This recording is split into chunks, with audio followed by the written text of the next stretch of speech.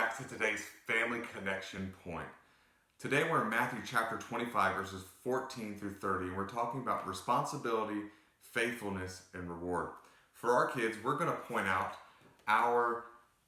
this is what we call our chore chart. And for each of our family members, we all have different responsibilities in our family, and some of that requires doing chores. Mom and dad have different responsibilities, and so we're actually going to come back to this, but this is our illustration for today. Yesterday's story that Jesus told, the parable that Jesus told, was talking about being prepared for Christ's second coming. Today we're talking about being faithful while we wait. Being faithful while we wait for his second coming. And so the story that Jesus tells is about a master and three servants. The master is about to go away and he entrusts a large sum of money to each of his servants. He gives them talents. Now, these talents are not gifts or abilities. It's really important to know that. Some people get this confused. This is actually a large sum of silver, between 60 and 80 pounds of silver per talent. So for one servant, he gives 5 talents. For the other servant, he gives 2 talents. And to one servant, he gives 1 talent. And the Bible actually says he gives it according to their ability. And his expectation as he goes away is that they will be faithful, invest, and work with it so that when he comes back, he will receive a return on his investment. So when he returns, he gets a good report from 2 of his servants. 2 of them actually double the original investment. The one with 5 talents has 10 talents. The one with 2 talents has 4 talents. And he says, I'm well pleased. You've been faithful with the responsibility I've given you. Therefore, I will reward you with more opportunity. And he's very, very pleased. So there's faithfulness with the responsibility and there's a reward. And then there's the other servant who had 1 talent. And he actually went and he buried it. And when the master came, he dug it up and brought it back to him. And the master was basically like, what in the world? Did you do nothing with the money that I gave you? Master said, hey, even if you would have taken it to the bank, they would have given you a little bit of interest, but I have nothing.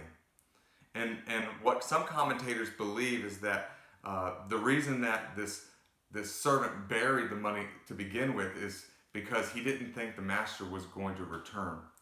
And the reason he chose not to take it to the bank is because he didn't want the master's name on it, because if the master didn't return, one day he could dig it up and he could spend it on himself.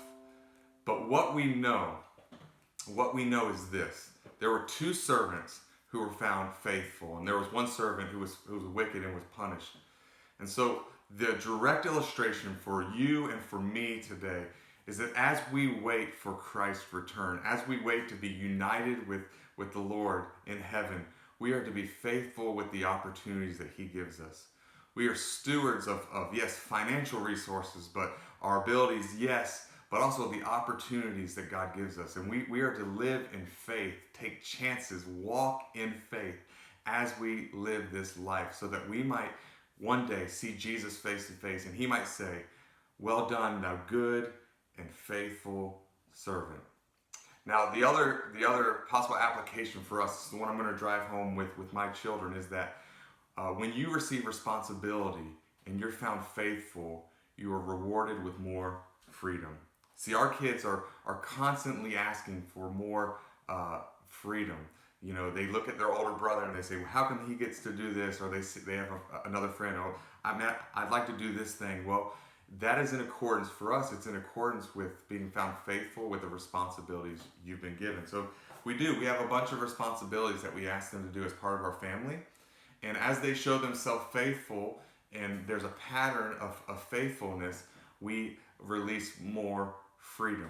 Those 2 things for us are joined together. And I think we actually see that here in this portion of scripture, that the reward for faithfulness is more opportunity. And so that's what we want to show our kids. Now this is the challenge of parenting. So Francis Chan puts it like this. It's like having a closed fist. When your kids are little, you have a closed fist and you know, you want to protect them. And so you make all their decisions for them, but then eventually you kind of release your grip, and then by the time they become adults, hopefully we're open-handed and they can leave.